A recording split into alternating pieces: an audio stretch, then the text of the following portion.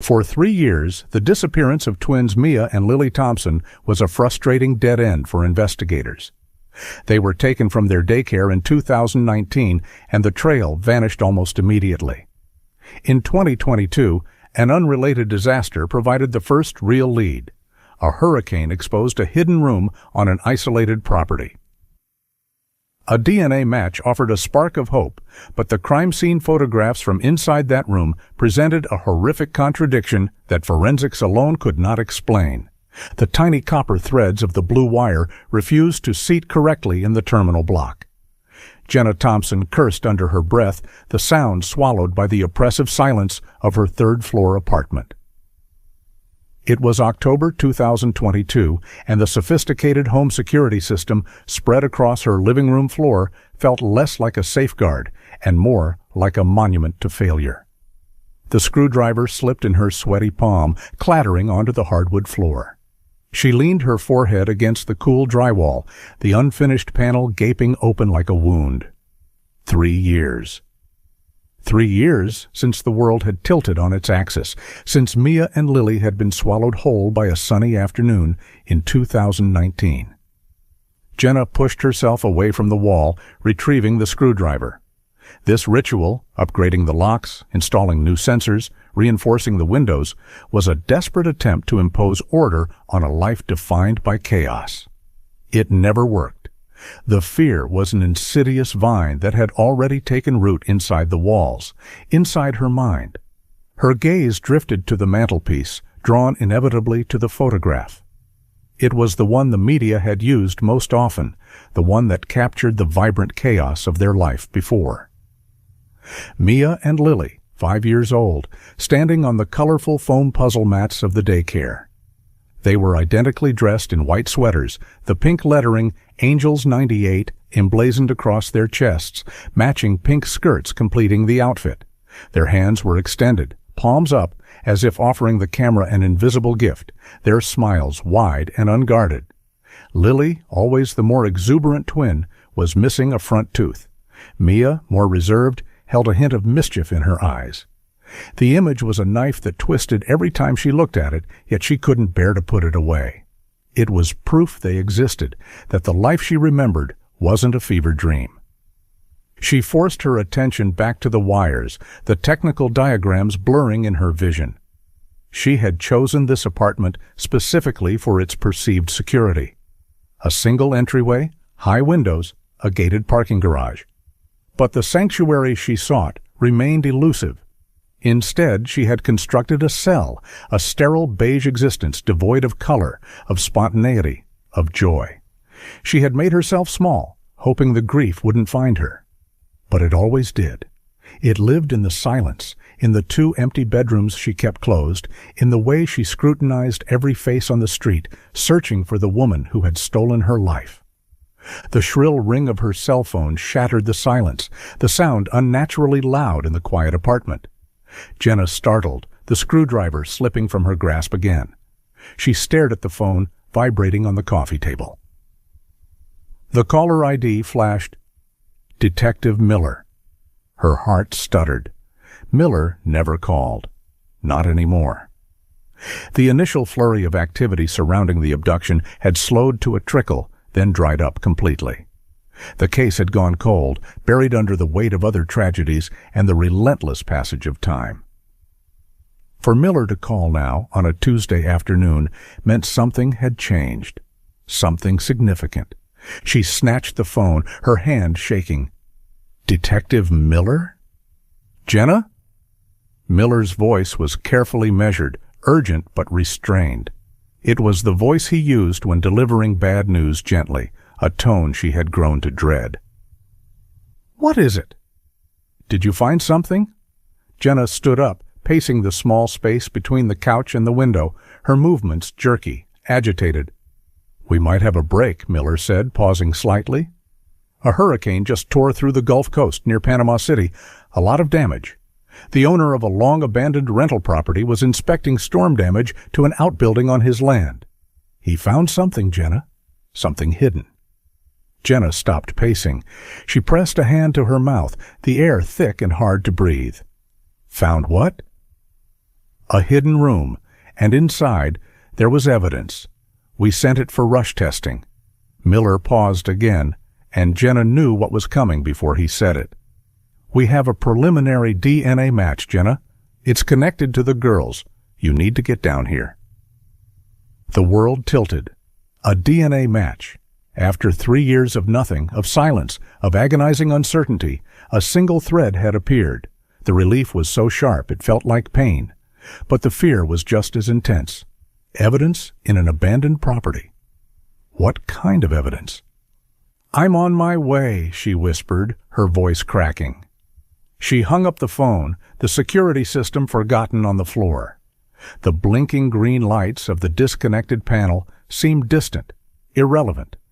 She grabbed her purse and keys, her movements mechanical, robotic. She needed Mark. She dialed his number, her fingers clumsy on the touch screen.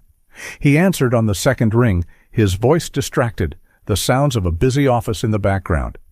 "Jenna, are you okay? You sound—" "They found something, Mark," Detective Miller called. "A DNA match." The words tumbled out, rushed and breathless. "We have to go. Now." Mark didn't hesitate. The distraction vanished from his voice, replaced by a sharp focus. "I'm leaving the office. I'll meet you at the apartment. Don't drive yet. Wait for me."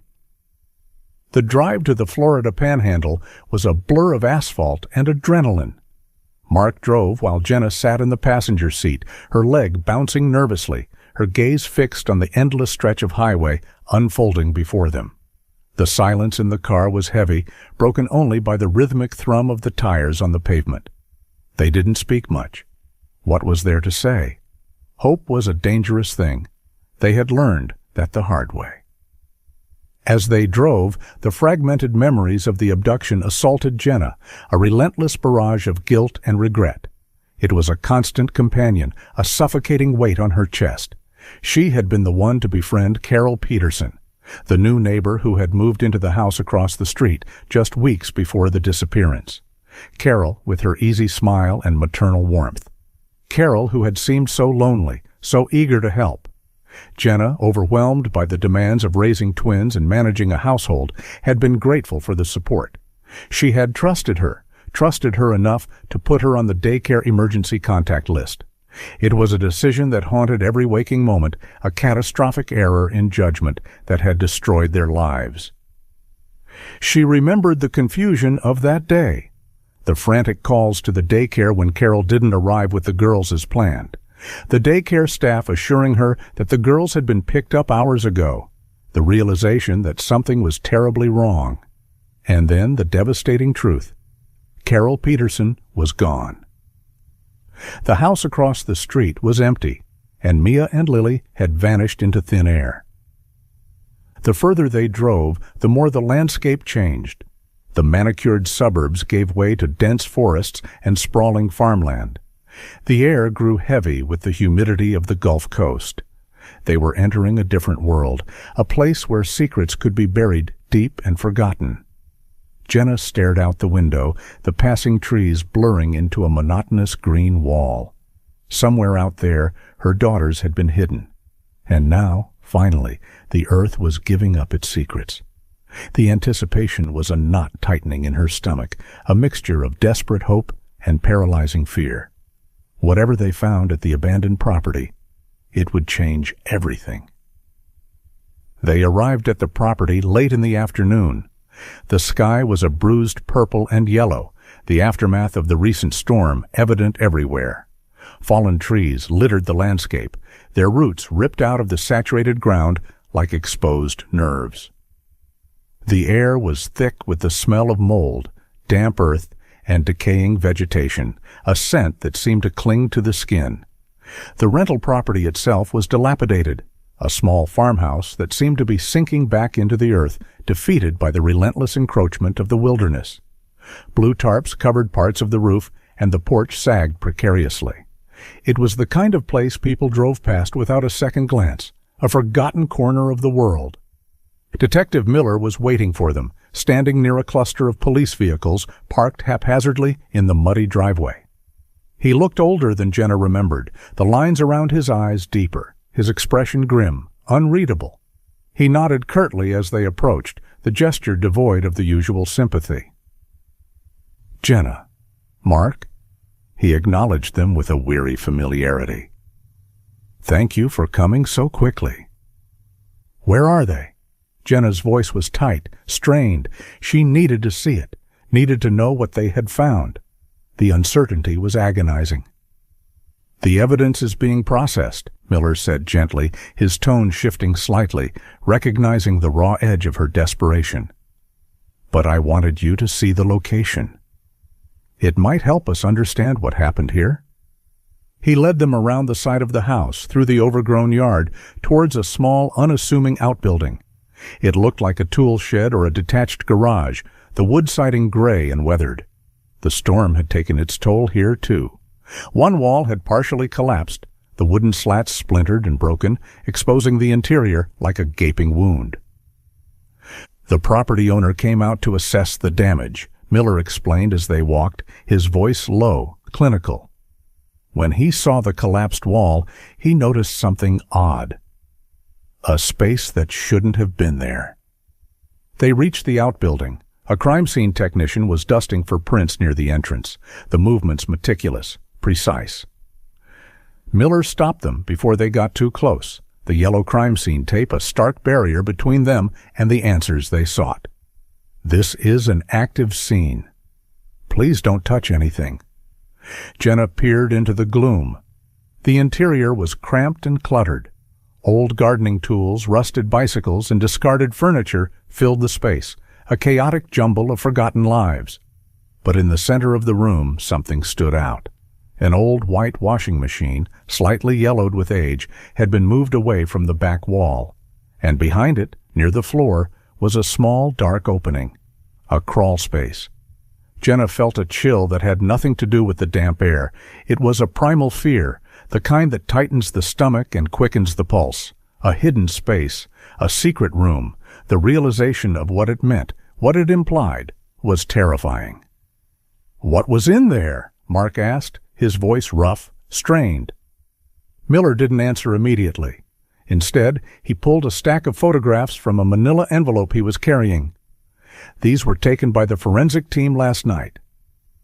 He handed the photos to Jenna. She shuffled through them, her hands trembling. The first few images showed the interior of the crawl space. It was small, barely large enough for an adult to crouch in. The walls were rough, unfinished concrete, but it was the floor that drew her attention. It was covered in a low-pile, beige-colored carpet. And on the carpet, Jenna gasped, the sound sharp, ragged. The next photograph was taken under UV light. The carpet glowed with an eerie, neon blue luminescence. Large, irregular stains spread across the surface, bright and intense against the muted background. They looked like splashes, pools, spatters. In the midst of the glowing patches were two bright yellow evidence markers, labeled 1 and 2. "Luminol," Miller said quietly, confirming what Jenna already knew.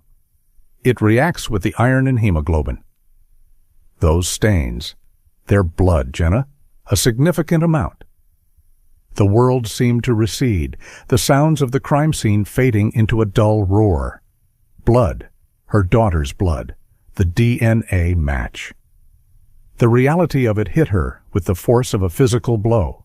This wasn't just a place where they had been held. This was a place where violence had occurred.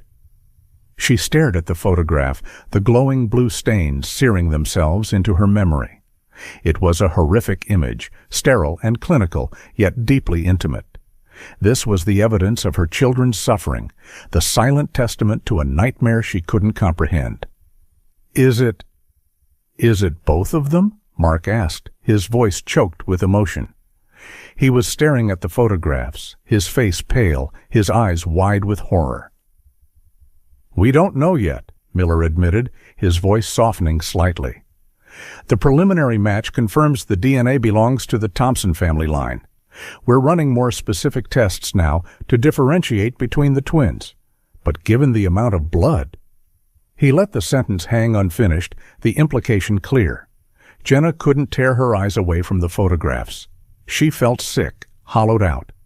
The hope that had flared so brightly on the drive down was rapidly extinguishing, replaced by a cold, creeping dread. The confirmation she had sought for so long now felt like a curse. She forced herself to look back at the outbuilding, at the dark opening behind the washing machine. She needed to see inside. Ignoring Miller's warning, she stepped closer, crouching down to peer into the crawl space. The smell hit her first, musty, metallic, the faint coppery scent of old blood. But beneath that, something else. Something sickly sweet. The scent of childhood, faint traces of baby powder, fruit snacks, the familiar smell of her daughters. Miller gently pulled her back. "Jenna, you can't go in there." But she had already seen it. The space wasn't just a hiding place. It was a home. Small, child-sized furniture was pushed against the walls, a tiny table and chairs, a shelf filled with toys, and taped to the rough concrete walls, dozens of children's drawings. A secret playroom. The perversity of it was staggering. A space decorated with the innocence of childhood, yet saturated with the evidence of violence. It was a contradiction that Jenna couldn't reconcile. The image of her daughters playing in this cramped, dark space, surrounded by the silent screams of the bloodstains, was unbearable. She stood up, her legs unsteady. She felt Mark's hand on her arm, steadying her. She leaned into his touch, grateful for the anchor in the swirling chaos of her emotions. "They were here," she whispered, the words tasting like ash in her mouth. She kept them here. The realization was devastating. For 3 years, she had imagined her daughters everywhere, in crowded malls, in passing cars, in the faces of other children. But they had been here, in this dark, cramped space, hidden away from the world, forgotten. The first lead in years, and it felt less like a breakthrough and more like a confirmation of her worst fears. It felt like a tomb. The silence that had defined the last 3 years was broken, replaced by the screaming evidence of a tragedy she couldn't yet comprehend. The hope she had clung to for so long was now stained with the agonizing certainty of their suffering. The initial shock began to subside, replaced by a cold, hard anger that burned in Jenna's chest. She turned to Miller, her eyes blazing, the grief momentarily overshadowed by the desperate need for answers. How? How could she hide them here for so long? How could no one notice? Mark echoed her questions, his voice tight with frustration, the facade of calm he had maintained crumbling under the weight of the discovery. "This property is abandoned," you said. "Who owns it? Who was renting it? Someone must have seen something." Miller sighed, running a hand through his thinning hair, the exhaustion evident in the slump of his shoulders. "That's the problem. We're having trouble tracking down the tenant." He led them away from the outbuilding, towards the main house, as if the distance could somehow soften the blow of the information he was about to deliver. The interior of the farmhouse was musty and cluttered, the previous occupants having left behind mountains of junk, a chaotic testament to a life interrupted. "The owner lives out of state," Miller explained, kicking aside a pile of old magazines. "He inherited the property a few years ago and has been renting it out informally. No background checks, no leases, just cash transactions arranged through local classified ads." He showed them a crumpled receipt found in a kitchen drawer. It was dated July 2019, just weeks after the abduction. The name on the receipt was Carol Peterson. "She used the same alias," Jenna whispered, the name tasting bitter on her tongue. The ghost that had haunted her for 3 years was finally taking shape, solidifying into a tangible presence. "It seems so," Miller confirmed. "She paid 6 months' rent in advance, all cash. The owner never met her in person. The transaction was handled through a third party who has since disappeared." Jenna felt a surge of frustration. It was the same pattern as before. A ghost moving through the world, leaving no trace, exploiting the loopholes in the system. But someone must have seen her. Neighbors, delivery drivers, someone. "We're canvassing the area," Miller assured her, but his voice lacked conviction. "But it's isolated out here. The nearest neighbor is half a mile away, and this property, it's set back from the road, hidden by the trees. It's the perfect place to disappear." He revisited the details of the abduction, explaining the sophisticated methods the kidnapper had used. It was a story Jenna knew by heart, a script she had replayed in her mind countless times, but hearing it again in this context made her blood run cold. "She used phone spoofing technology," Miller explained, his voice taking on a clinical tone, the detachment a necessary defense mechanism against the horror of the facts. "When she called the daycare, the caller ID showed your number, Jenna. It appeared to be a legitimate call coming directly from your registered cell phone." Jenna closed her eyes, the memory of that day washing over her. The frantic confusion, the disbelief, the agonizing realization that she had been manipulated, her own identity used as a weapon against her. "She impersonated you," Miller continued, hysterical, crying, claiming you and Mark had been in a severe car accident and were being rushed to the hospital. She instructed the staff to release the girls to their neighbor, Carol Peterson, who she reminded them was on the emergency contact list.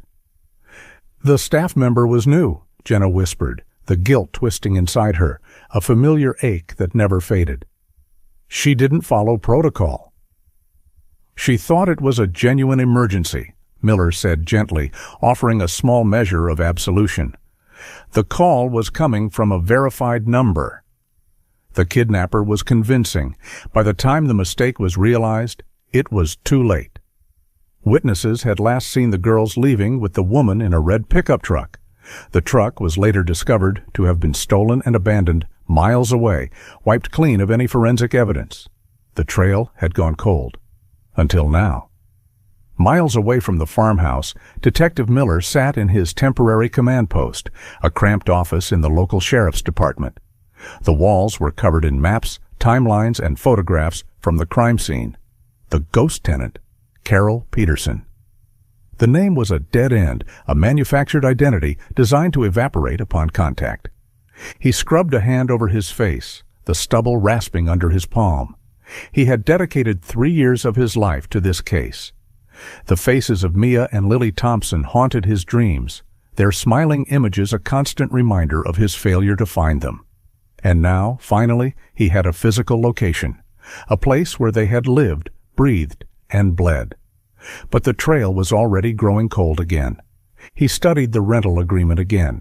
Informal, cash, untraceable. It was a meticulous plan, executed with chilling precision. The woman they were hunting was smart, resourceful, and ruthless.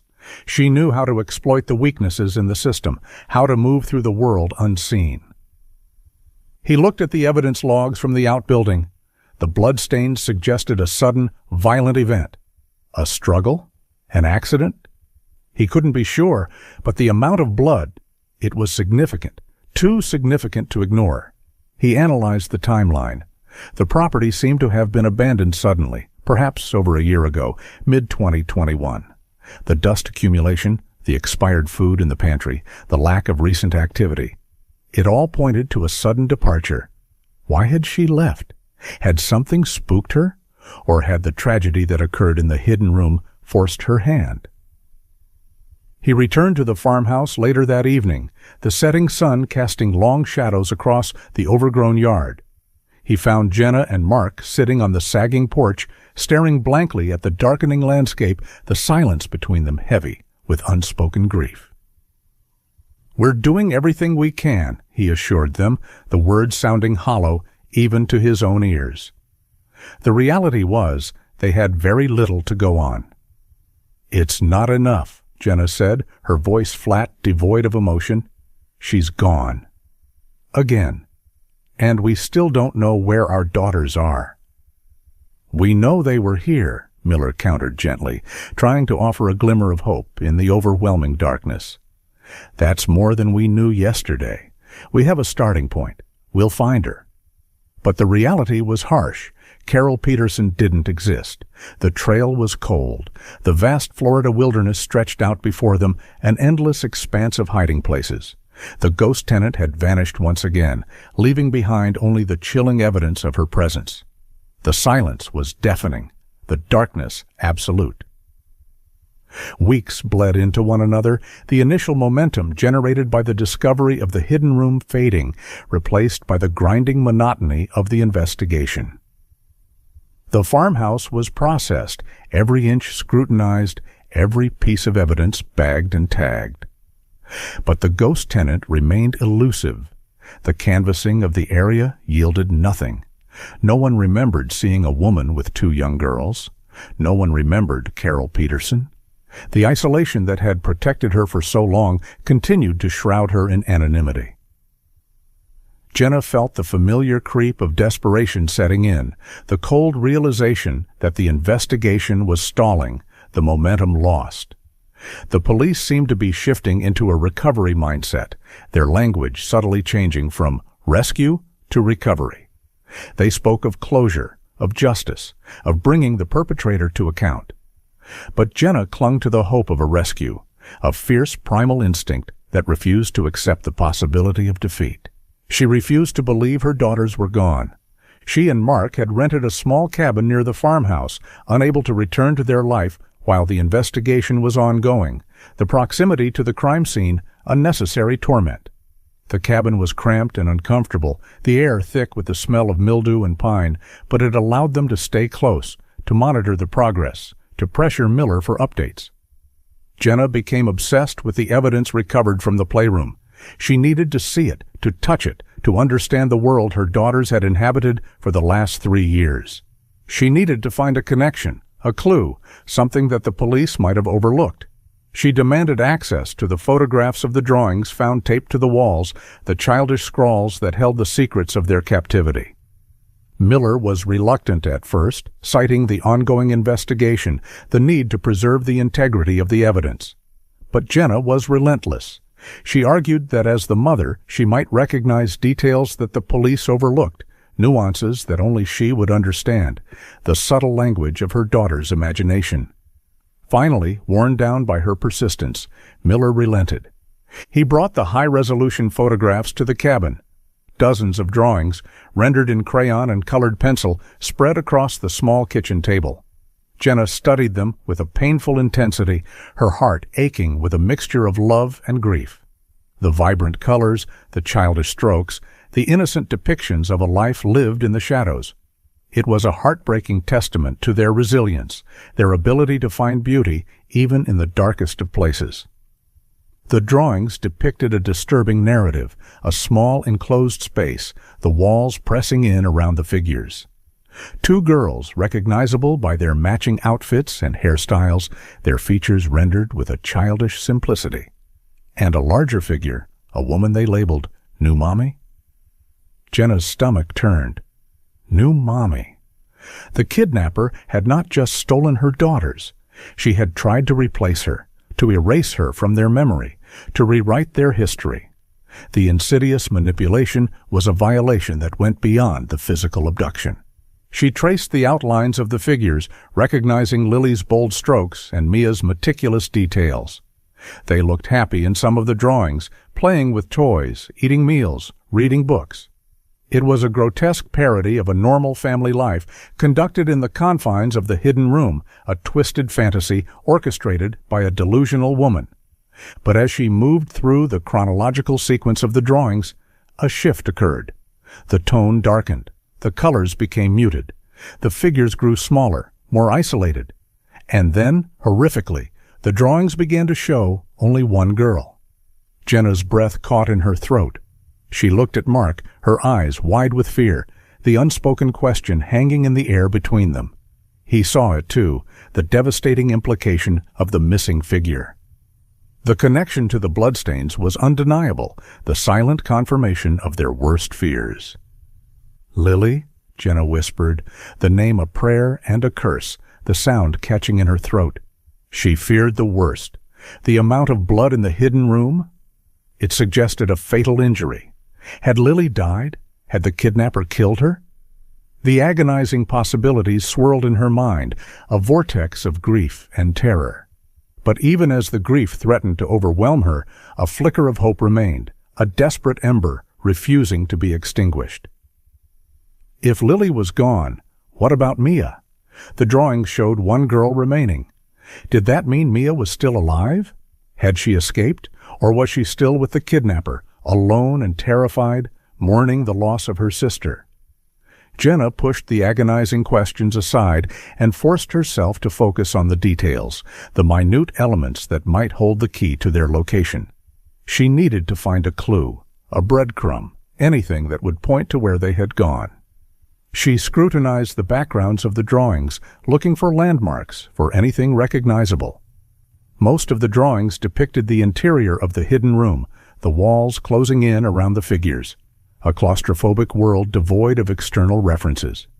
But some showed an exterior view, a glimpse of the outside world seen through a small window or an open door, a tantalizing hint of a life beyond the confines of their prison. That's when she noticed it. A recurring element in the background of several drawings, the later ones featuring only one girl. Large, square boxes, stacked together in neat rows, and hovering above them, small, indistinct shapes. Insects. Buzzing insects. Jenna stared at the drawings, her mind racing, the pieces clicking into place. Boxes and insects. What did it mean? And then it clicked. Apiaries, beehives. The realization hit her with the force of an electric shock. She grabbed her laptop, her fingers flying across the keyboard, her movements frantic, energized. She started obsessively researching apiaries in the region. The Florida Panhandle was known for its Tupelo honey. There were hundreds of beekeepers scattered across the area, their hives hidden in the dense woods and open fields. It was a long shot, a desperate gamble, but it was the only lead they had. The drawings were a message from her daughters, a coded map leading to their location. She was convinced of it. The beehives were real. They had seen them. And now she just had to find them. The search felt impossible, the area vast and wild, the odds stacked against her. But Jenna clung to this small detail, this fragile thread of hope. The buzzing insects in the drawings were no longer just background noise. They were a beacon, calling her to find her girls, a promise whispered in the silence of their captivity. The Florida Panhandle was a world away from the manicured suburbs Jenna knew.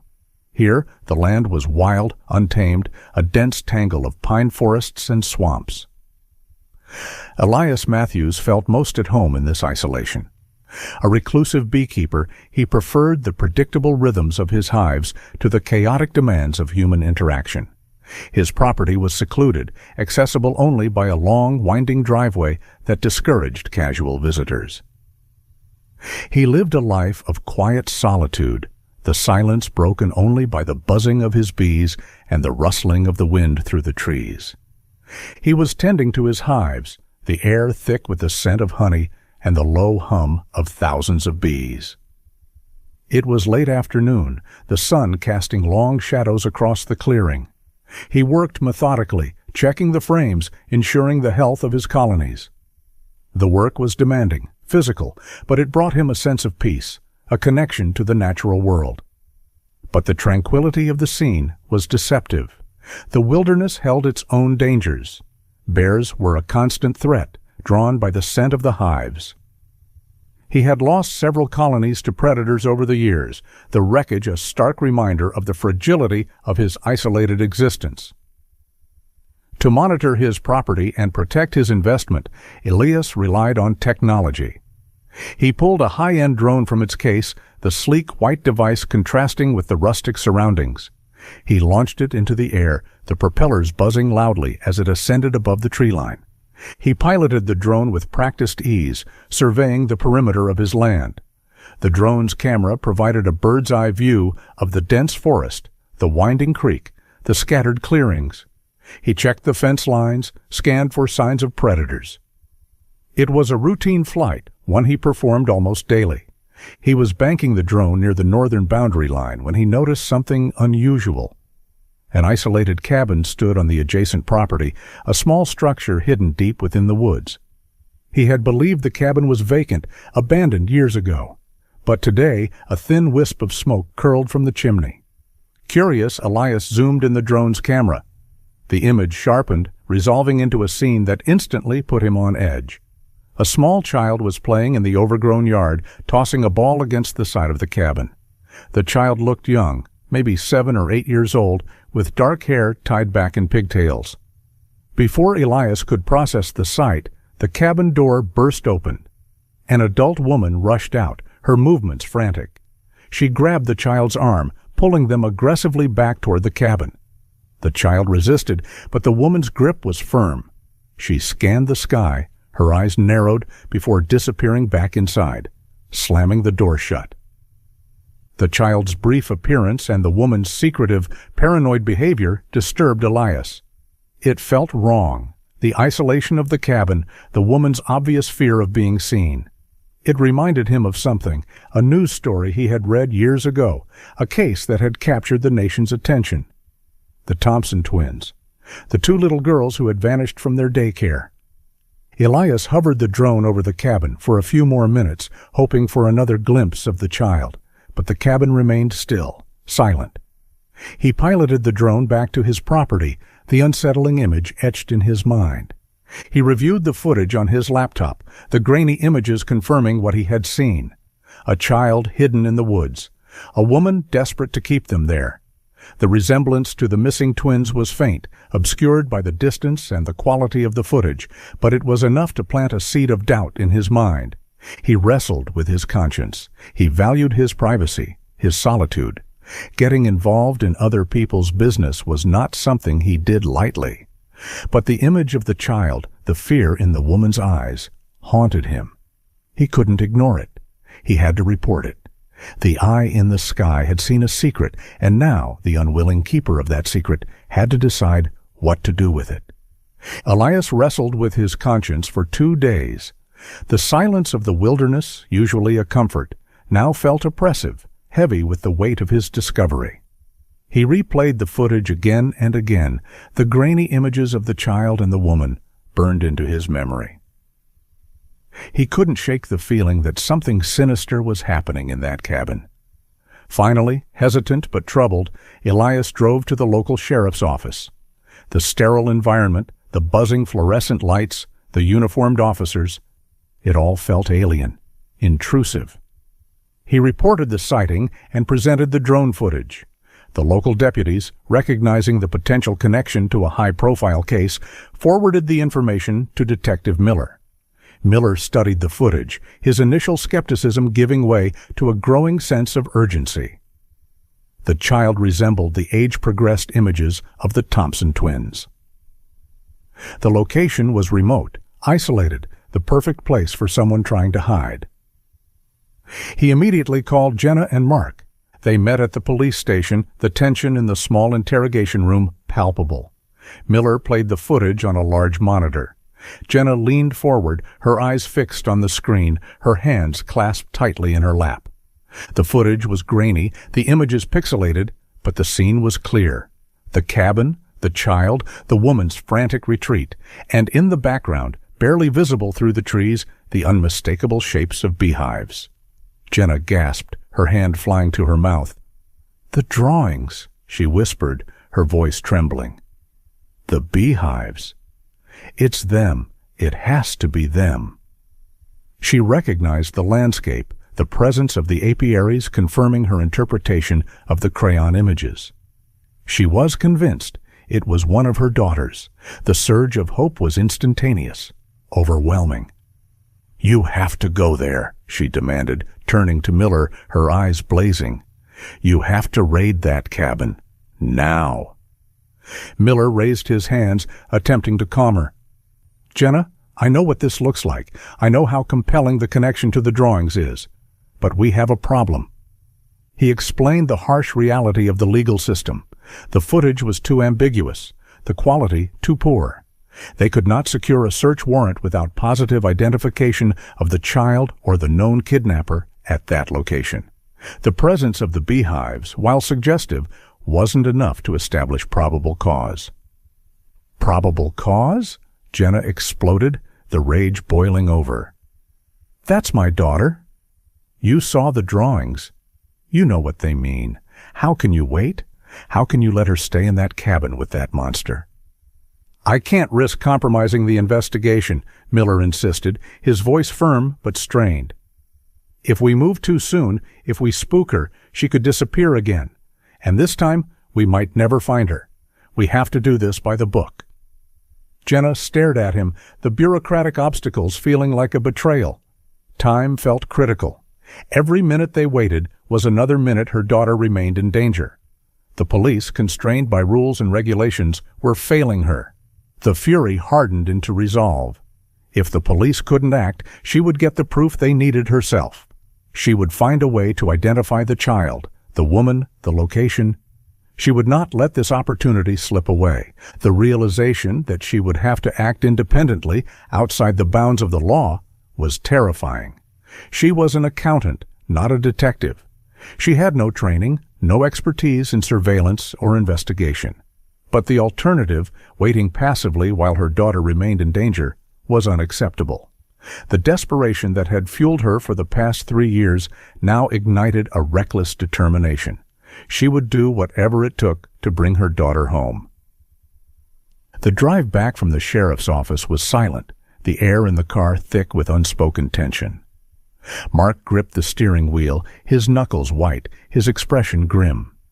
Jenna stared out the window, her mind racing, the image of the grainy drone footage playing on a loop in her mind. "They're wrong, Mark," she said finally, her voice low and steady. "They're wrong to wait." Mark sighed, the sound heavy with exhaustion. "Jenna, we have to trust Miller. He knows what he's doing. We can't just go charging in there." "And what if she runs?" Jenna demanded, turning to face him. "What if she sees the police surveillance and disappears again? We'll lose her forever." "We don't know that," Mark argued, but his voice lacked conviction. "I know it," Jenna said, her eyes blazing. "I can't wait, Mark. I won't." She pulled out her phone and opened the photos of the drawings, the ones with the beehives. Then she opened the satellite maps she had been studying for weeks, the ones showing the locations of registered apiaries in the region. She cross-referenced the landmarks visible in the drone footage, the river, the clearing, the distinctive pattern of the trees, with the satellite maps. It was a painstaking process, a desperate attempt to pinpoint the location of the cabin. She found it, a small, isolated property bordering a larger expanse of land, registered to an Elias Matthews, a local beekeeper. "Elias Matthews?" Jenna said, the name feeling heavy on her tongue. "He's the neighbor. He's the one who took the drone footage." Mark looked at her, his expression alarmed. "Jenna, what are you planning?" "I'm going to talk to him," Jenna said. "I'm going to convince him to help us." "We can't do that," Mark protested. "We can't interfere with the police investigation." "The investigation is stalled," Jenna retorted. "We have to do something." She directed Mark to the address she had found. It was a long drive, deep into the rural countryside, the paved roads turning to gravel, the houses few and far between. They finally reached a long, winding driveway marked with a small sign. Matthews Apiaries. The driveway opened up into a clearing, a small farmhouse surrounded by towering pines and rows of beehives. A man was working near the hives, dressed in a white protective suit, a smoker in his hand. Jenna got out of the car, her heart pounding in her chest. She walked toward the man, her footsteps crunching on the gravel. The man turned, startled by her sudden appearance. He lifted the veil of his protective suit, revealing a weathered face, an untrusting gaze. It was Elias Matthews. "Can I help you?" he asked, his voice gruff, unwelcoming. "Mr. Matthews," Jenna began, her voice trembling slightly. "My name is Jenna Thompson. I'm the mother of the missing twins." Elias stiffened, his eyes narrowing. "I know who you are. The police told me to stay away from the investigation." "I know," Jenna said, taking a step closer, "but they're not moving fast enough. I need your help." Elias shook his head. "I can't help you. I reported what I saw. That's all I can do." He turned away, dismissing her, returning to his work. "Please," Jenna begged, her voice cracking with desperation. "She's my daughter. I know she's in that cabin." She pulled out the photographs of the drawings, the ones with the beehives. "Look," she said, holding them out to him.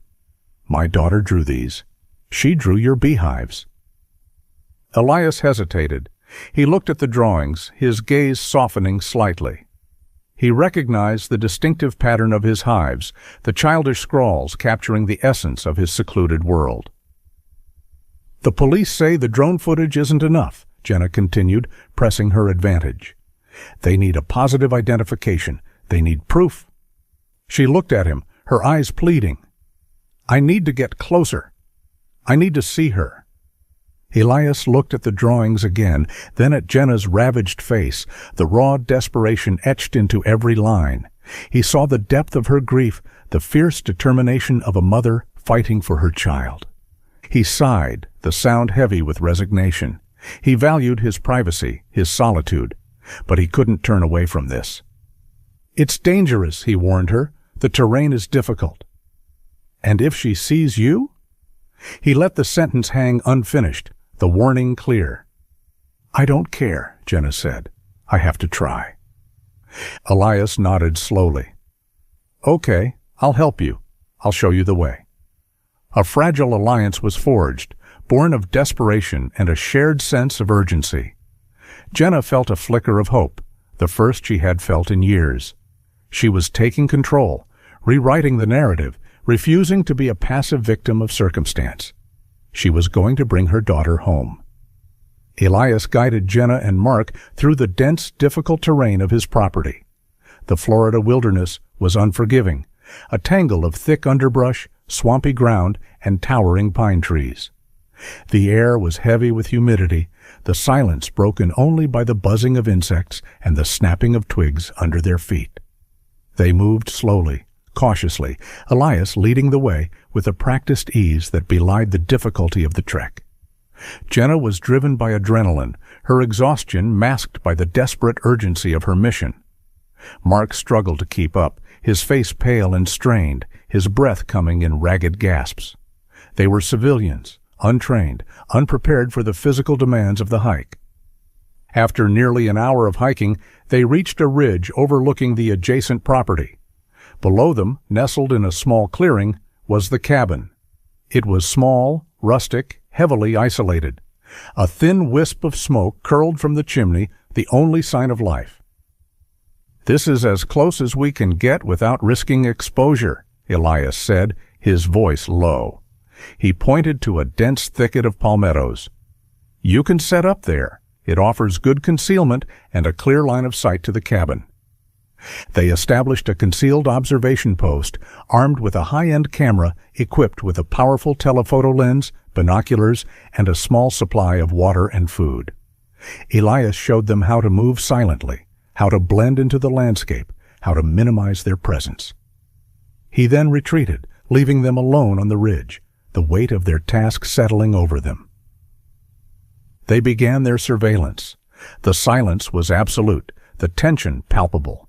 Every snap of a twig, every rustle of leaves sent a jolt of adrenaline through Jenna. They were terrified of being spotted, of making a mistake that could cost them everything. The physical discomfort was intense. The heat was oppressive, the humidity suffocating. Insects swarmed around them, biting at their exposed skin. They remained motionless for hours, their muscles cramping, their eyes fixed on the cabin. Jenna scanned the clearing, the binoculars pressed tightly against her eyes. She memorized every detail of the cabin, the overgrown yard, the rusted swing set. She searched for any sign of movement, any glimpse of her daughter. The first 24 hours were agonizingly slow. The cabin remained silent, still, no movement, no activity. The sun dipped below the horizon, casting long shadows across the clearing. The darkness brought new fears, the sounds of the wilderness amplified in the silence. Tension built between Jenna and Mark. The grueling conditions, the uncertainty, the fear, frayed their already strained relationship. The shared grief that had once united them now seemed to push them apart, the silence stretching between them, thick with unspoken accusations and regrets. "We can't stay here indefinitely," Mark whispered, his voice tight. "It's too dangerous.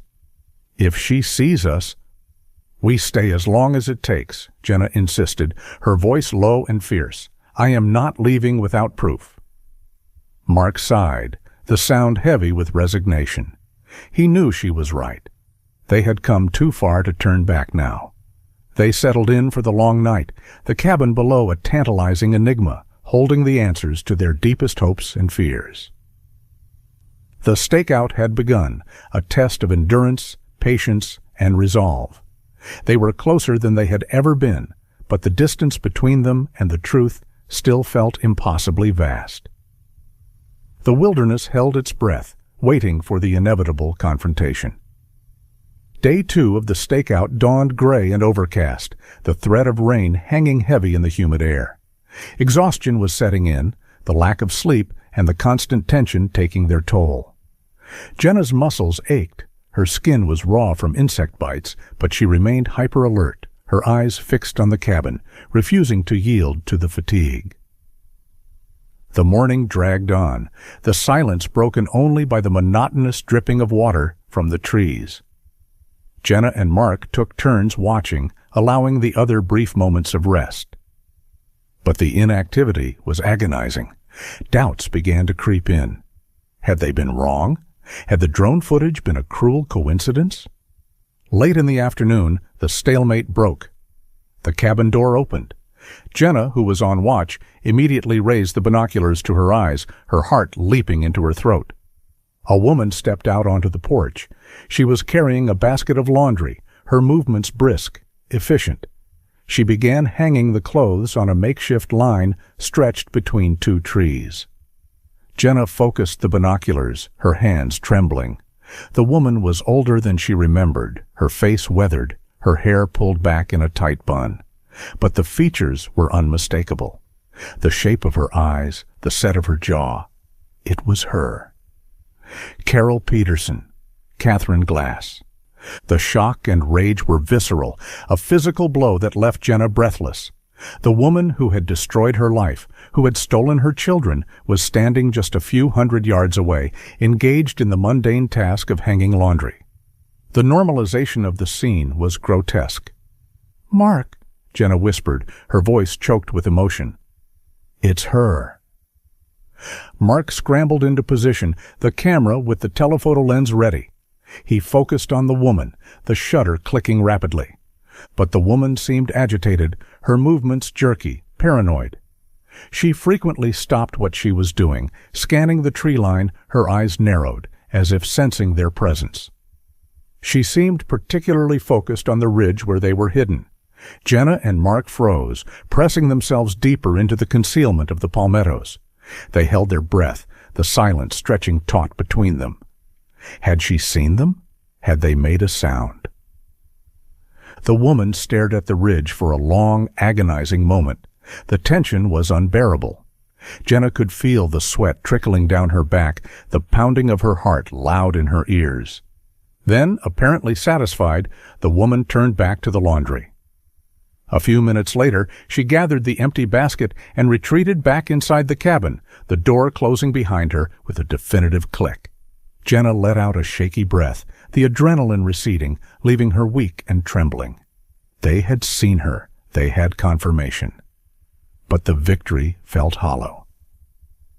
Mark reviewed the photos on the camera's small screen. "They're not clear," he said, his voice tight with frustration. "The shadows from the porch overhang, the foliage. They obstruct her face. It's not enough for positive identification. Miller won't be able to use this." The realization hit Jenna with crushing force. They had been so close. But they still didn't have the proof they needed, and they still hadn't seen the child. The question hung unspoken between them. Where was Mia? Where was Lily? The hope that had flared with the sighting of the woman curdled into a cold, agonizing fear.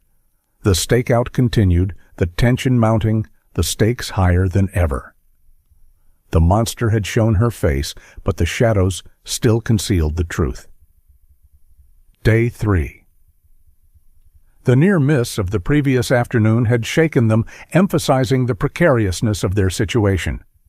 They returned to the observation post before dawn, moving with heightened caution, acutely aware of the woman's paranoia. The air was cooler, a brief respite from the oppressive heat, but the tension remained suffocating. The morning passed without incident. The cabin remained still, the woman hidden inside. Jenna's impatience grew, the proximity to the cabin agonizing. She wanted to rush down the ridge, tear open the door, demand answers. But she knew that would be disastrous. They needed proof. They needed patience. In the early evening, as the sun began to dip below the horizon, casting a golden light across the clearing, the cabin door opened again. This time, the woman didn't emerge immediately. Instead, she stood in the doorway, scanning the perimeter, her posture tense, alert. Then she stepped aside, and a small figure emerged from the darkness of the cabin. A child. Jenna's breath hitched. She raised the binoculars, her hands trembling so violently she could barely hold them steady. The child walked into the yard, blinking in the fading light. She was taller than Jenna remembered, thinner, her dark hair pulled back in a messy ponytail. She wore clothes that were too small for her movements hesitant, uncertain. Jenna focused the binoculars, the image swimming before her eyes. And then the child turned, her face visible in the dim light. The breath left Jenna's body. It was Mia. Unmistakably, undeniably, her daughter. The shock of seeing her, alive after 3 years of agonizing uncertainty, was overwhelming. Jenna felt a sob rising in her throat, a strangled cry of relief and anguish. She nearly cried out, the sound catching in her throat. Mark grabbed her arm, his grip tight, restraining her, pulling her back behind the cover of the bushes. "Don't," he whispered, his voice urgent. "Don't make a sound." Jenna struggled against his grip, her eyes fixed on Mia, the urge to run to her, to hold her, overwhelming. But she knew Mark was right. She couldn't jeopardize the mission. Not now. The joy of seeing Mia alive was immediately tempered by a chilling realization. Lily was not there. Mia was alone. The unspoken question, the fear that had haunted Jenna since the discovery of the blood-stained playroom, solidified into a devastating certainty. Lily was gone. Mark, driven by the same surge of adrenaline, focused the camera on Mia. The shutter clicked rapidly, capturing clear, unobstructed images of her face. They had confirmation. They had proof that Mia was alive, that she was being held in this cabin. But they still needed the crucial piece of evidence. Catherine clearly identified at this location. The warrant depended on it. And Catherine remained partially hidden by the shadows of the porch overhang, her face obscured, her posture radiating vigilance. They watched as Mia played, the silence stretching taut, the tension unbearable. Every minute felt like an eternity. They were so close, yet the final piece of the puzzle remained elusive. The darkness deepened, the shadows lengthening, threatening to swallow the clearing and the hope that had flared so brightly. Jenna watched her daughter, the ache in her chest, a physical pain. Mia looked so small, so fragile, so lost. The urge to run to her, to hold her, to protect her, was overwhelming. But she remained frozen, trapped by the constraints of the situation, the fear of making a mistake that could cost her everything. They couldn't afford to lose this opportunity. They needed Catherine to step into the light. The confirmation had been made, but the battle was far from over. Day 4. The confirmation of Mia's presence had galvanized Jenna, but it had also ignited a reckless impatience. Knowing her daughter was just a few hundred yards away, held captive by the woman who had destroyed their lives, was agonizing. Every instinct screamed at her to act, to intervene, to rescue her child. The passive surveillance felt increasingly futile, an agonizing exercise in self-restraint. Catherine, seemingly sensing the heightened scrutiny, remained inside the cabin for most of the day. The windows were covered, the door remained closed. The inactivity was excruciating. Jenna paced the small confines of the observation post, her movements agitated, restless. "We have to do something," she whispered to Mark, her voice tight with frustration. "We can't just sit here and wait. What if she leaves? What if she takes Mia and disappears again? We can't let that happen." "We wait," Mark insisted, his voice low and strained. "We wait for her to make a mistake. We wait for a clear shot. We can't afford to be reckless, Jen. Not now." But Jenna couldn't wait. The fear of losing Mia again was overwhelming, overriding her rational judgment. As dusk began to fall, casting long shadows across the clearing, she formulated a desperate plan. "I'm going to move closer," she announced, her decision made. "Under the cover of darkness, I need to find a better vantage point for the morning, a place where the shadows won't obstruct the view, a place where I can see her face." Mark grabbed her arm, his grip tight. "Jenna, no, it's too dangerous. If she sees you, if she hears you, she could hurt Mia. She could run." "I have to, Mark," Jenna insisted, pulling away from him. "I can't risk losing her again." "I won't." Ignoring Mark's protests, Jenna slipped out of the observation post and began making her way down the ridge, moving slowly, cautiously, through the dense underbrush. The darkness was both a comfort and a threat, concealing her movements but also hiding the dangers of the terrain. The air was thick with the scent of pine and damp earth, the silence broken only by the chirping of crickets and the distant hoot of an owl. She reached the edge of the clearing, the cabin looming before her, a dark silhouette against the night sky. She crouched behind a large oak tree, her heart pounding in her chest. She was closer now, the distance narrowed to mere yards. The faint glow of a lamp illuminated the edges of the curtains, a tantalizing glimpse of the life inside. She scanned the perimeter, searching for a better vantage point. She saw a small shed near the back of the cabin, a potential spot that would offer a clear view of the porch. She began moving toward it, staying low to the ground, the silence amplifying every sound. Every step was agonizing, every snap of a twig a potential disaster. Suddenly, a blinding light flooded the clearing. A motion-activated floodlight, mounted above the cabin door, had been triggered. Jenna froze, exposed in the shadows at the edge of the light. Her breath hitched. She pressed herself against the rough bark of the tree, praying for invisibility. The silence stretched taut, agonizing. The cabin door opened. Catherine stood in the doorway, a silhouette against the harsh light. She peered intently into the darkness, her posture tense, alert. She scanned the clearing, her eyes sweeping over the area where Jenna was hidden. Jenna remained motionless, paralyzed by fear. She could hear the blood rushing in her ears, the frantic hammering of her heart.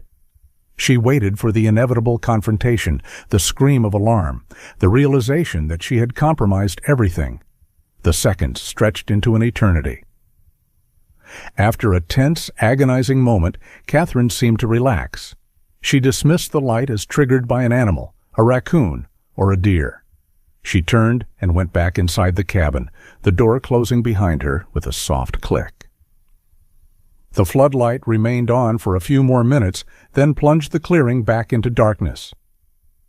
Jenna let out a shaky breath, the adrenaline receding, leaving her weak and trembling. She retreated, scrambling back up the ridge, her movements clumsy, desperate. She had been reckless, foolish, and she had almost paid the price. The near discovery was a stark reminder of the danger they were in, the fragility of their situation. They couldn't afford another mistake. The impatience had almost cost them everything. Now they needed a new strategy, a smarter approach. The near miss of the previous night had sobered them. The night approach was too risky. Catherine was hyper-alert, paranoid, her vigilance heightened by the isolation and the years of hiding. They couldn't rely on patience alone. They needed to force her hand. They needed to create a situation where she had no choice but to reveal herself. They gathered at the observation post, the tension thick between them. They needed a distraction, something to draw Catherine out into the open, away from the shadows of the porch, and force her to reveal her face. But it had to be something that wouldn't immediately signal a threat, something that would pique her curiosity or annoyance. "We need to create a diversion," Mark said, his voice low. "Something that will make her curious, not fearful. Something that will draw her into the clearing." "Like what?" Jenna asked, her mind racing. They had limited resources, limited options. They couldn't risk anything that might endanger Mia. Then Elias, who had joined them that morning, spoke up. "The drone." They turned to him, their expressions questioning. "We use the drone," he explained, his voice calm, methodical. "We fly it close to the cabin. We make it noisy, erratic. We simulate a malfunction, and then we crash it." The plan began to take shape. The noise and the crash would draw Catherine out to investigate. A crashed drone would be a curiosity, an anomaly in the isolated wilderness, not an immediate threat. It would force her to step into the clearing, into the sunlight, giving Mark a clear shot of her face. It was a risky plan, a desperate gamble. If Catherine realized the surveillance, if she found the drone's camera and realized it had been recording her, she would likely flee immediately, taking Mia with her. They would lose everything.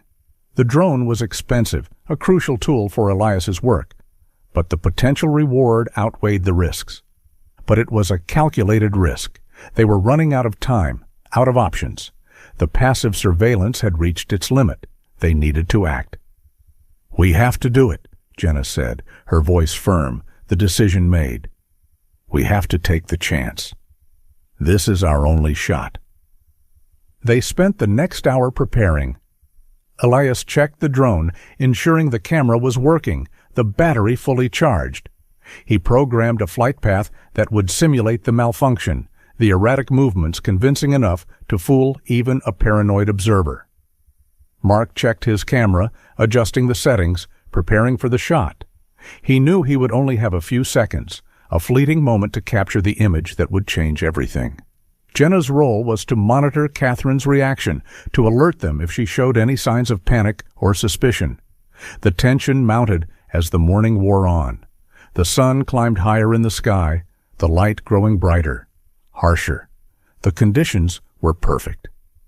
"Ready?" Elias asked, his hand hovering over the drone's controls.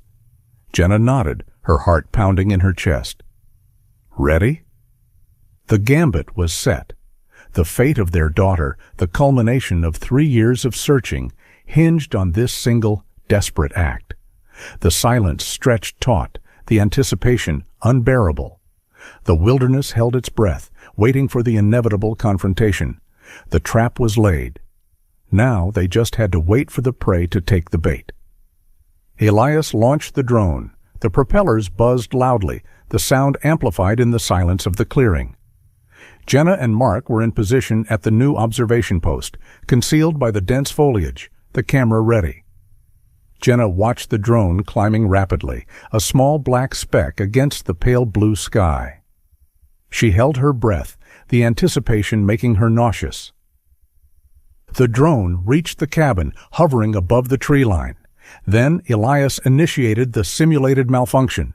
The drone dipped and swerved, the noise amplified, erratic. It buzzed loudly over the cabin, the sound unnatural, intrusive. Jenna raised the binoculars, her gaze fixed on the cabin door. The door opened. Catherine rushed out, her expression agitated, angry. She looked around frantically, trying to identify the source of the noise. She scanned the sky, her gaze sweeping across the clearing. Then she spotted the drone. It was hovering erratically, dipping lower, closer to the ground. Elias maneuvered the drone, drawing her attention, pulling her away from the cabin, into the center of the clearing. Then he crashed it. The drone hit the ground with a loud thud, the propellers snapping, the silence returning abruptly. Catherine froze, startled by the sudden crash. She hesitated, looking around suspiciously. Then, cautiously, she approached the crashed drone. She stepped into the sunlight, away from the shadows of the porch, her face fully exposed. "Now," Jenna whispered, her voice urgent. Mark focused the lens, the camera aimed directly at Catherine. She bent down to examine the drone, her expression curious, confused. The shutter clicked rapidly, the sound capturing the moment, the undeniable proof. Mark lowered the camera, his hands trembling. He reviewed the photos on the screen, his expression triumphant. "I got her," he whispered, his voice filled with relief. "Clear, unobstructed. The identification is undeniable." Jenna felt a surge of adrenaline, the relief so intense it made her dizzy. They had done it. They had the proof they needed. The years of frustration, the agonizing wait, the desperate gamble, it had all led to this moment. The image of Catherine's face captured on the camera screen was the key to bringing Mia home. The victory was short-lived. The danger was far from over. They had the proof, but they still had to get Mia out, and they had to do it before Catherine realized what had happened. The clock was ticking, and the final act of the drama was about to unfold. The relief was short-lived, a fleeting moment of triumph before the reality of their situation crashed down on them. They finally had the proof, the undeniable identification of Catherine Glass at the secluded cabin, but they still needed to get it to the authorities, and they needed to do it before Catherine realized what had happened. Jenna immediately started transmitting the digital photos to Detective Miller from their location using a mobile hotspot. The signal was weak, the transmission slow, the progress bar crawling across the screen. Every second felt like an eternity, the agonizing wait stretching Jenna's nerves to the breaking point. Meanwhile, down in the clearing, Catherine continued to examine the drone. She circled it, studying it from different angles. Her curiosity turned to suspicion. The drone was too sophisticated, too expensive to simply fall out of the sky. Then she noticed something. The camera lens attached to the underside of the drone, pointing directly at the cabin. Her expression shifted instantly. The anger and agitation vanished, replaced by sheer panic. The realization hit her with the force of a physical blow. The drone crash hadn't been accidental. It was deliberate. She was being watched. She looked up, her eyes scanning the ridge where they were hidden, her gaze filled with terror and rage. Jenna froze, the fear clutching at her throat. Had Catherine seen them? Had she pinpointed their location? Catherine didn't wait to find out. She sprinted back to the cabin, her movements frantic, desperate. Jenna's phone buzzed, a message from Miller. "Photos received. Identification confirmed. Mobilizing tactical team. ETA 2 hours. 2 hours. The realization hit Jenna with crushing force. They didn't have 2 hours. They didn't even have 20 minutes. "She knows," Jenna whispered, her voice trembling. She saw the camera. "She knows we're here." Through the binoculars, they could see Catherine moving frantically inside the cabin, throwing things into bags, her movements jerky, panicked. Mia stood nearby, confused, frightened. The idyllic scene of the isolated cabin shattered, replaced by the chaotic reality of a fugitive preparing to flee.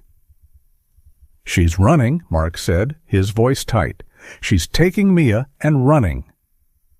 Miller called, his voice urgent. "Jenna, the team is on their way, but you need to leave the area. Do not engage. I repeat, do not engage. She is dangerous. Wait for the tactical team." Jenna ignored him. She couldn't wait. If Catherine left, if she disappeared into the vast wilderness, they might lose Mia forever. The 2 hours stretched before her, an impossible eternity. The fear was overwhelming, paralyzing. But the thought of losing Mia again, of failing her when she was so close, ignited a primal instinct. The passive observer role was over. She had to act.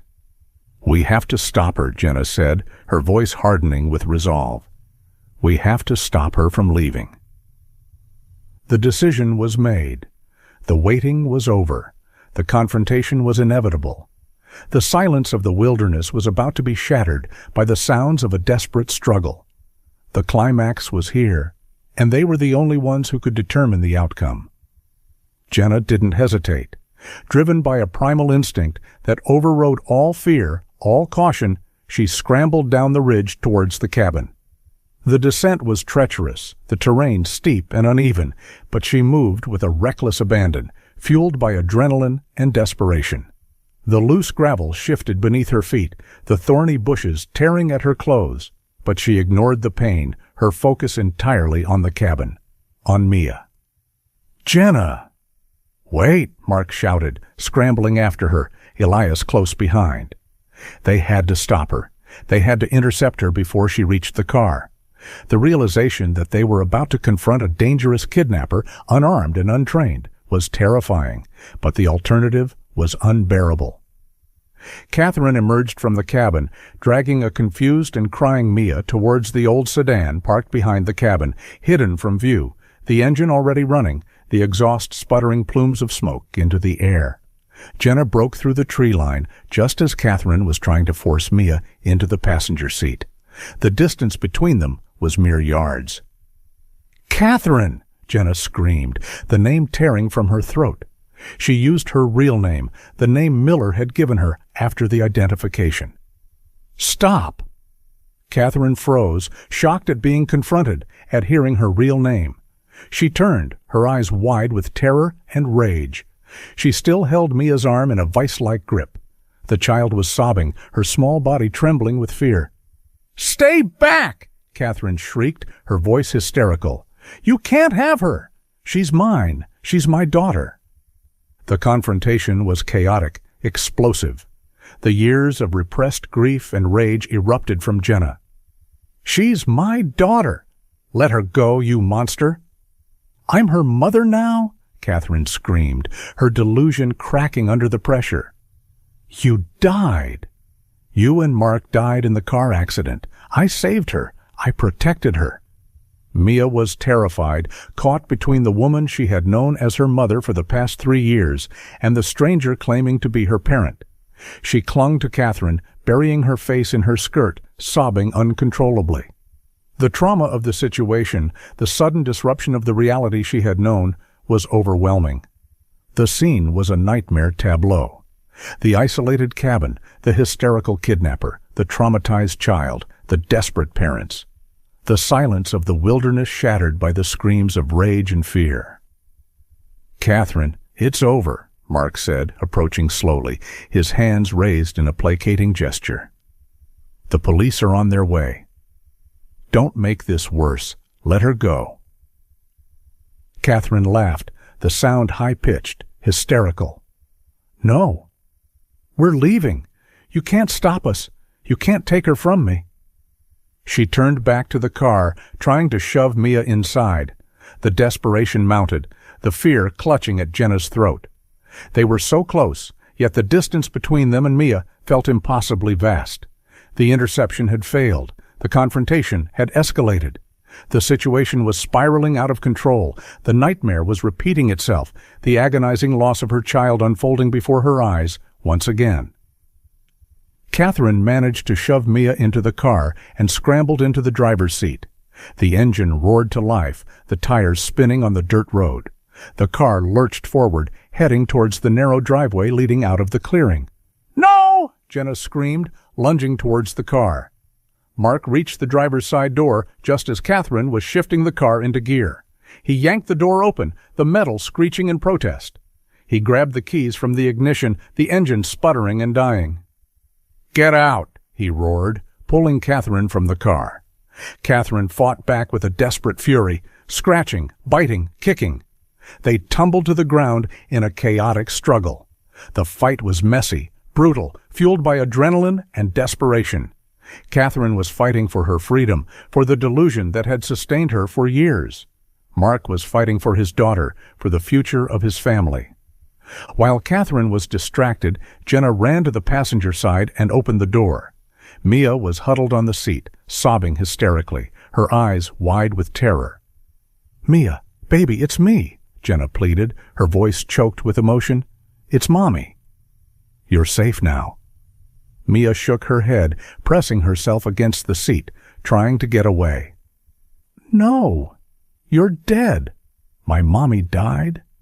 New Mommy told me." The years of manipulation, the psychological trauma, had taken their toll. Mia didn't recognize her. The realization hit Jenna with crushing force. The physical proximity was meaningless without the emotional connection. Desperate, Jenna searched her memory for something, anything that could break through the conditioning, that could reach her daughter. And then she remembered. The lullaby. The specific song she used to sing to the twins every night before bed, a melody she had composed herself. A simple tune, a silly rhyme, but it was theirs.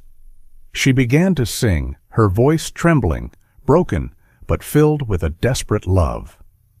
Little stars, shining bright, guiding you through the night. The melody hung in the air, a fragile thread connecting the past to the present. A familiar sound in the midst of the chaos. The effect was instantaneous. Mia's sobbing subsided. She looked at Jenna, her eyes wide, a flicker of recognition crossing her face. The melody pierced the fog of confusion and fear, awakening a memory buried deep within her subconscious. "Mommy's here, holding you tight." "Mommy?" she whispered, the word tentative, questioning. The turning point. The moment the delusion shattered, the truth breaking through the years of lies. The bond between mother and child, fractured but not broken, finally reconnected. In that moment of recognition, Mia stopped fighting to stay with Catherine. She reached out to Jenna, her small hand trembling. Jenna pulled Mia from the car, wrapping her arms around her, holding her tight. The physical contact was overwhelming, a visceral connection that transcended the years of separation. The scent of her daughter, the feel of her small body in her arms, it was everything she had dreamed of. Catherine, seeing Mia in Jenna's arms, let out a primal scream of rage. She broke free from Mark and lunged toward Jenna and Mia, her face contorted in a mask of fury. But before she could reach them, the sound of sirens echoed through the woods. The cavalry had arrived. Police vehicles swarmed the property, surrounding the cabin, the flashing lights painting the clearing in shades of red and blue. The rescue was complete. The nightmare was over. The silence of the wilderness was broken by the sounds of justice, the echoes of a family reunited. The tactical team secured the scene quickly, their movements efficient and precise. They secured the area, handcuffing Catherine Glass, who continued to struggle, her hysterical screams echoing through the woods. She clung to her delusion even as she was taken away, shouting for Mia, proclaiming her motherhood, her voice raw with desperation. Jenna barely noticed. Her entire world had narrowed to the small, trembling figure in her arms. She held Mia tightly, rocking her back and forth, whispering reassurances, the physical reunion, overwhelming, intoxicating. Mia clung to her small hands gripping Jenna's shirt, her face buried in her neck. The contact was electric, a reconnection that transcended the years of separation. Paramedics arrived, gently checking Mia for injuries. She was thin, malnourished, but physically unharmed. The emotional wounds, however, were deep, profound. She was withdrawn, traumatized, the emotional distance palpable even amidst the physical proximity. She didn't speak, her eyes vacant, haunted by the ghosts of the past 3 years. Mark stood beside them, his hand resting on Mia's back, his eyes filled with tears. The relief was overwhelming, a tidal wave of emotion that left them weak, trembling. But the reality of the long road to recovery was evident. The years of manipulation, the isolation, the trauma had changed their daughter. The vibrant, smiling child they remembered had been replaced by this haunted figure. The reunion was incomplete. The joy was tempered by grief. The absence of Lily hung over the scene like a shroud. The unspoken question, the fear that had haunted Jenna for years, demanded an answer. The silence surrounding Lily's fate was deafening. Jenna finally found the strength to ask. She pulled back slightly, looking into Mia's eyes, her voice trembling. "Mia, baby, where is Lily?" The question hung in the air, heavy and sharp. Mia hesitated, her eyes darting around the clearing, as if searching for an escape. The question seemed to trigger a new wave of trauma. She began to tremble, her breath hitching. The silence stretched, taut and fragile. "She's gone," Mia whispered, her voice so low Jenna could barely hear her. "Gone? What do you mean, gone?" Jenna pressed, the dread coiling in her stomach. She needed to hear the truth, no matter how painful. "The accident," Mia said, her voice breaking. "At the old house." The hidden room. She pointed towards the cabin, her small hand trembling. She fell. There was so much blood, she couldn't wake up. The implication hit Jenna with the force of a physical blow. The blood-stained playroom, the drawings depicting only one child, the agonizing uncertainty coalesced into a devastating certainty. Lily was gone. The void that had opened in her life 3 years ago expanded, threatening to swallow her whole. The relief of Mia's rescue was immediately overshadowed by the crushing weight of grief. The nightmare wasn't over. It had just taken a new, more agonizing shape.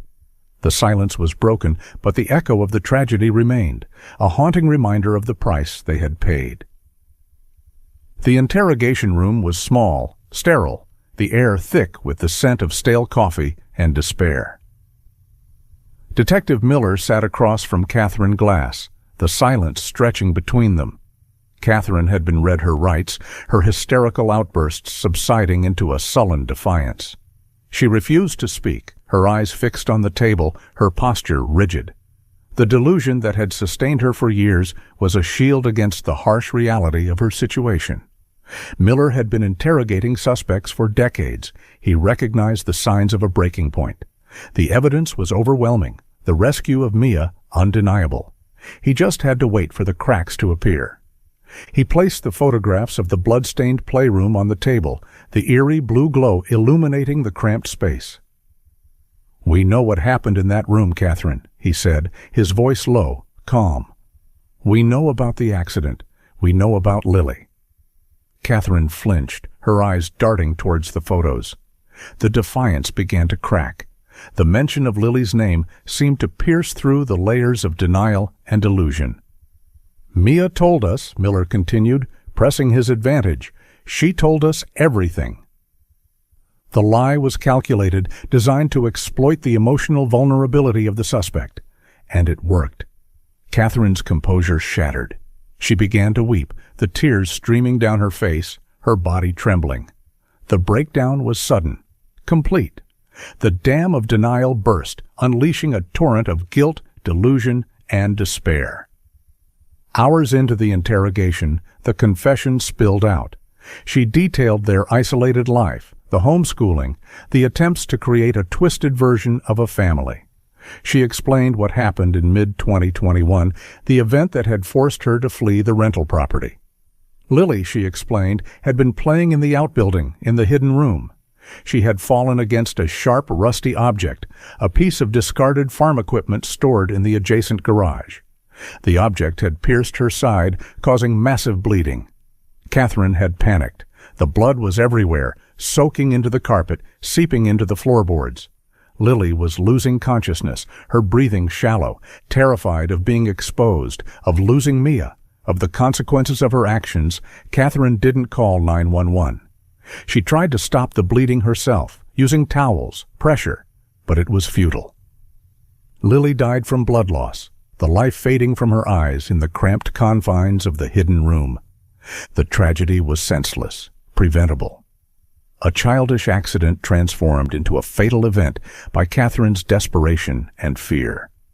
The silence of the hidden room became a tomb, the bloodstains a permanent reminder of the life that was lost. In the aftermath, consumed by panic and grief, Catherine made a desperate decision. She couldn't leave Lily's body behind. She buried her in the woods behind the rental property, the shallow grave a testament to her desperation. Realizing the property was now compromised, that the body could be discovered, that the accident could be traced back to her, she immediately abandoned the location. She fled with Mia to the secluded cabin deeper in the wilderness, hoping to disappear forever, to continue the delusion that had become her reality. The truth about Lily, the agonizing confirmation of Jenna's worst fears, was finally revealed. The ghost that had haunted the investigation for years was finally laid to rest. The silence was broken, the mystery solved, but the pain remained, a permanent scar on the lives of those left behind. Miller delivered the final devastating confirmation to Jenna and Mark at the hospital, where Mia was undergoing a thorough evaluation. The news, while expected, was a crushing blow. The grief for Lily, repressed for years by the agonizing uncertainty, finally erupted, a tidal wave of sorrow that threatened to drown them. They grieved their lost daughter, the vibrant, smiling child who would never grow up, even amidst the complex joy of Mia's return. The sterile environment of the hospital room felt suffocating, the beeping of the monitors a relentless reminder of the fragility of life. They clung to each other, the shared grief a heavy blanket smothering the flickering flame of relief. Authorities executed a search warrant at the first rental property. Using Catherine's confession, they located the shallow grave in the woods. The recovery operation was grim, somber. Lily's remains were recovered, the forensic analysis confirming the cause of death consistent with Catherine's account. The small white coffin was a stark symbol of the tragedy that had unfolded in the hidden room. Jenna and Mark held a funeral for Lily. It was a small, private ceremony attended only by family and close friends.